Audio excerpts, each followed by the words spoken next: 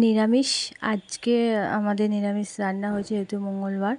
তো আলু ফুলকপি দিয়ে তরকারি করব, ভাবলাম একটু ওর মধ্যে বড়াটা ভেজে দিই, ভালো লাগবে। বেসনটা ভালো করে ফেটে হলুদ, লঙ্কার গুঁড়ো, কালো জিরে দিয়ে বেসনটাকে ভালো করে ফেটে এবার একটা একটা করে ভেজে নেব। ভেজে এবার লাল লাল যেই হয়ে যাবে বড়াগুলোকে আমি তুলে রাখবো।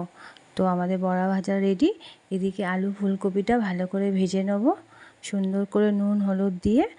আর একটা পাত্রে লঙ্কার গুঁড়ো, ধনের গুঁড়ো, জিরের গুঁড়ো, নুন হলুদ পরিমাণ মতন দিয়ে ভালো করে জল দিয়ে মিশিয়ে নেব।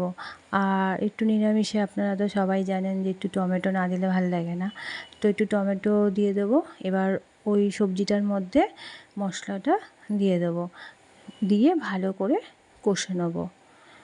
তো কষা হয়ে যাবে, দিয়ে একটু তেলটা ছেড়ে দেবে, তো বুঝবো আমাদের কষা হয়ে গেছে। এইবার অল্প জল দেবো, পরিমাণ মতন জল দিয়ে আর ওই যে ভেজে রাখা বড়াগুলো তরকারির মধ্যে দিয়ে দেবো। তো বড়াগুলো এত সুন্দর করে ভেজেছি যে জলের মধ্যে ফুটেছে, একদম নরম, বেশ ভালোই নরম হয়েছে। তো খেতে বেশ ভালোই টেস্টি হয়েছে, দারুণ হয়েছে খেতে। তো আপনারাও এইভাবে নিরামিষের দিন এইভাবে তরকারি করে খাবেন, খুব সুন্দর হয়েছে। তো এক থালা ভাত এই দিয়ে খাওয়া হয়ে যাবে।